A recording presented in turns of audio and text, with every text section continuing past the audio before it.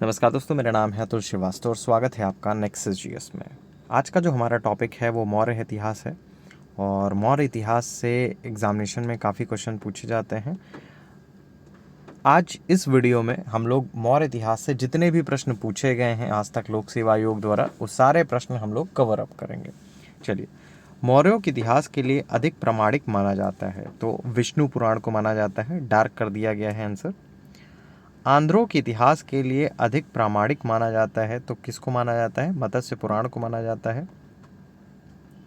मौर्य काल में सदैव राजा के पास रहने वाला विष परीक्षक वैद्य को क्या कहा जाता था? तो ये आपका जंगाली विद कहा जाता था। निम्नलिखित में कौन मौर्य राजवंश से संबंधित नहीं है? अशोक, बिंदुसार, चंद्रगुप्त मौर्य या अग्निमित्र? तो अग्निमित्र जो है वो आपका संबंधित नहीं है। अशोक के स्तंभ लेखों के लिए पत्थर निकाला जाता था तो अशोक के स्तंभ लेखों के लिए पत्थर कहाँ से निकाला जाता था? चुनार से। अशोक का वह शिलालेख जो धार्मिक संश्लेषण के बारे में कहता है तो 12वां शिलालेख जो है वो धार्मिक संश्लेषण के बारे में कहता है। सम्राट अशोक ने अपने राज्याभिषेक के कितने वर्ष बाद कलिंग पर विजय प्राप्त की थी? तो करीब 8 वर्षों बाद इन्होंने कलिंग पर विजय प्राप्त की थी।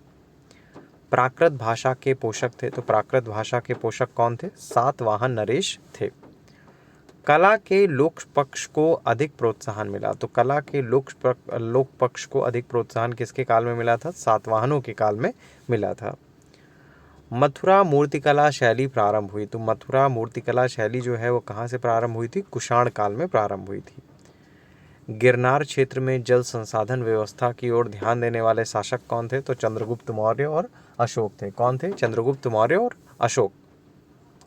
वह राजा जिसके अभिलेख से ज्ञात होता है कि शाक्य मुनि बुद्ध का जन्म लुम्बिनी में हुआ था तो अशोक के अभिलेख से ज्ञात होता है कि शाक्य मुनि बुद्ध का जो जन्म हुआ था वो आपका लुम्बिनी में हुआ था। यूपीपीसीएस प्री 2025 के लिए नया बैच 28 जुलाई 2025 से चल रहा है। अब इस बैच की सारी जानकारी हमारे व्हाट्सएप नंबर से प्राप्त कर सकते हैं 7080540001। इसके अलावा नेक्सस जीएस के टेलीग्राम चैनल को आप ज्वाइन कर सकते हैं, nexus GS bye Atul sir. Facebook पर जो भी पोस्ट अपलोड किए जाते हैं उनका पीडीएफ आपको इसी ग्रुप पर मिल जाएगा, आप इसको ज्वाइन कर सकते हैं। और नेक्सस जीएस जो है 2015 से चल रही है।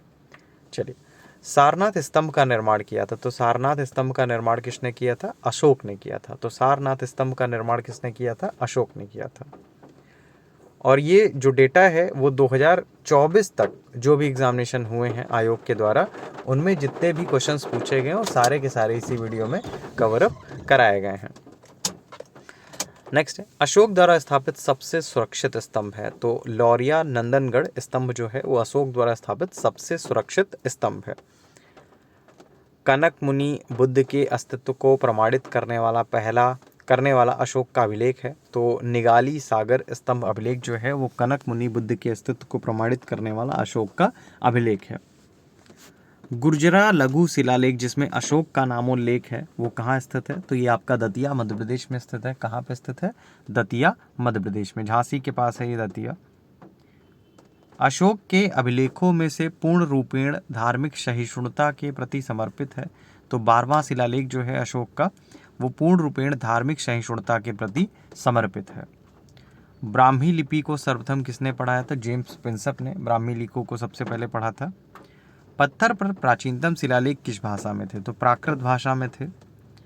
अशोक ने अपने साम्राज्य के उत्तर पश्चिमी भाग में उत्कीर्ण राज्य ज्ञाओं के लिए किन लिपियों का प्रयोग किया था? तो अरमाइक, ग्रीक, खरोष्टी, इन तीनों का प्रयोग जो है वो किया था। इलाहाबाद का अशोक स्तंभ किसके बारे में सूचना देता है? तो समुद्रगुप्त के बारे में सूचना देता है अशोक स्तंभ जो है इलाहाबाद में। इलाहाबाद का नाम अब प्रयागराज हो चुका है लेकिन इतिहास के पन्नों में आज भी वो इलाहाबाद पे ही वर्चस्व है। तो इलाहाबाद का अशोक स्तंभ किसके बारे में सूचना देता है? समुद्रगुप्त के बारे में।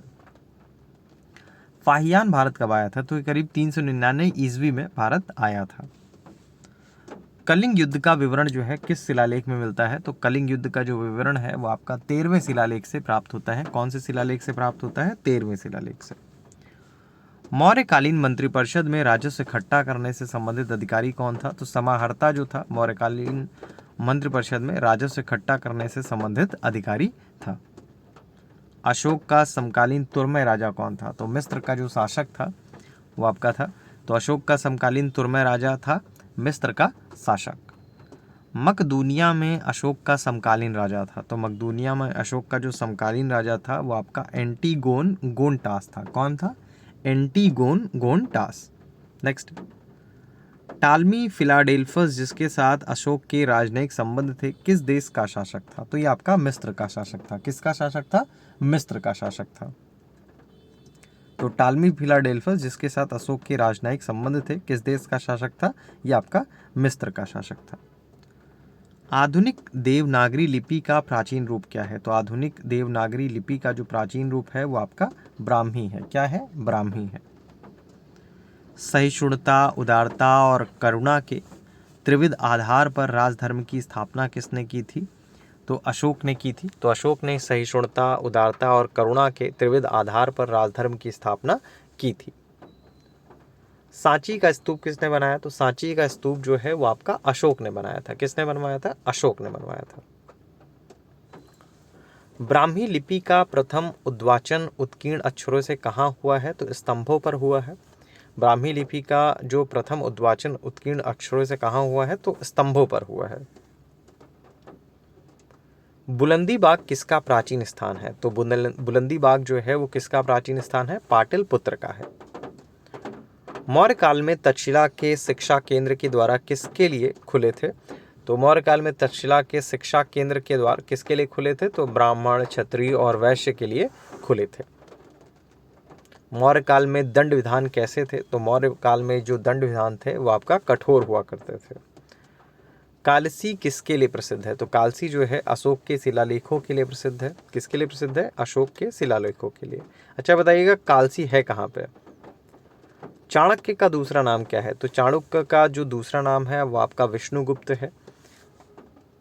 चंद्रगुप्त मौर्य ने अपने अंतिम दिन कहाँ बिताए थे? तो श्रवण बेलगोला में अपने अंतिम दिन जो है वो आपका बिताए थे। अशोक का वह अभिलेख जिसमें धार्मिक सहिष्णुता का सिद्धांत है, तो ये आपका 12वां शिलालेख है अशोक का जिसमें धार्मिक सहिष्णुता का सिद्धांत है। नेक्स्ट है, ब्राह्मी लिपि के उत्कीर्ण अक्षरों का प्रारंभिक उपयोग कहाँ हुआ है? तो स्तंभों पर हुआ है। ब्राह्मी लिपि के उत्कीर्ण अक्षरों का प्रारंभिक उपयोग कहाँ पे हुआ है? तो स्तंभों पर हुआ है। कलिंग युद्ध का जो विवरण है वो आपका किस शिलालेख में मिलता है? तो 13वें शिलालेख में मिलता है। तो मौर्य साम्राज्य में जितने भी प्रश्न पूछे गए हैं आज तक, चाहे वो प्री में हो चाहे वो आपका मेंस में हो, सारे के सारे एक ही क्वेश्चन पेपर में आपके सेट कर दिए गए। देखिए जो पेड क्लास में पीडीएफ प्रोवाइड की जाती है वो इस तरह से दी जाती है, हर एक क्वेश्चंस के बारे में डिटेलिंग होती है, ठीक है, उनके बारे में चीज़ें होती हैं। आप डायरेक्टली इसको याद कर सकते हैं कि एक टॉपिक में जितने प्रश्न पूछे गए हैं आयोग के द्वारा वो सारे के सारे आपको एक ही स्थान पर मिल जाते हैं। तो ये आपका पेड पीडीएफ जो है वो आपका नेक्सस जीएस का जो पेड ग्रुप चल रहा है यूपीपीसीएस वाला, उसमें प्रोवाइड कर दिया जाता है। बाकी आप में से बहुत सारे लोगों ने कहा कि जो आंसर होते हैं उसको बोल्ड कर दिया जाए, इसी वजह से आंसर्स को बोल्ड कर दिया गया है। Thank you so much.